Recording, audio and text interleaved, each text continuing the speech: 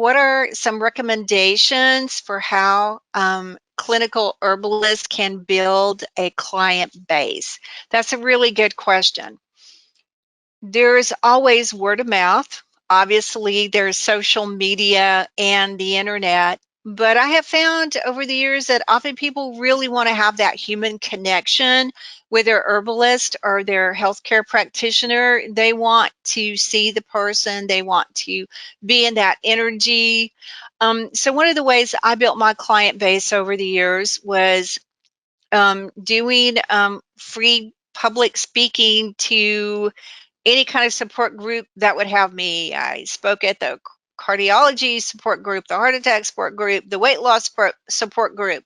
So there's all these kind of support groups out there in the world. And true, a lot of them are online now, but it's still, now that COVID is getting past, a lot of them are back in person.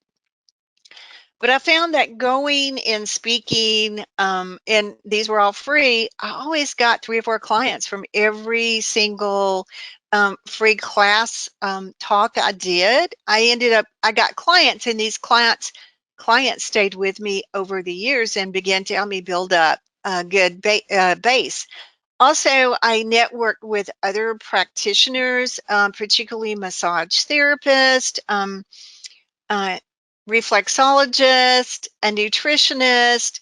And even though I did a lot of this myself, I was also a licensed massage therapist. Back in the day, you had to do a lot of different things to make money at being an herbalist, because it was not a situation where herbalism was as known as it is today. It really was like, herbal, you're using herbs. What does that mean?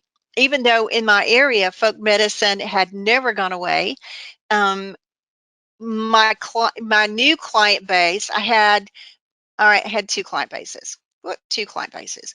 I had the country people I had grown up with who were mostly in poverty or in working trades, didn't have a lot of money, really couldn't afford to pay me.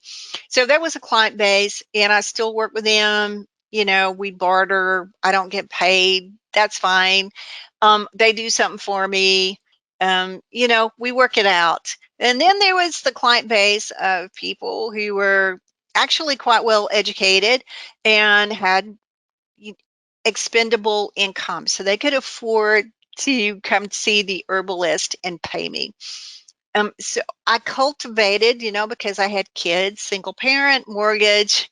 I really worked hard with the support groups, with networking within the communities they went to, they were involved in, to build the client base. So, one of my mottos is meet the client where they are and not expect them to try to meet me where I'm at.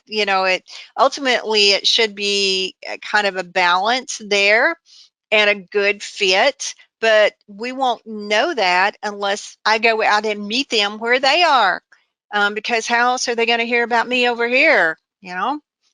Chance sometimes. Also, I spoke a lot in churches. The churches here are all pretty much, the congregations were very open to herbalism, and I would be invited by a client who went to the church, and I would speak at the women's groups. I spoke anywhere I could, offered free classes. I connected with the health food stores in the area. You have to get out and network on a personal level. Yes, you still have to do the internet, you still have to have a website, but if you want to build a local client base, you got to get out there. That's how they're going to hear about you. They're not going to hear about you if you just stay home and go, God, I wish I had some clients. Right? No, get it, put yourself out there. It'll work out. Don't be afraid.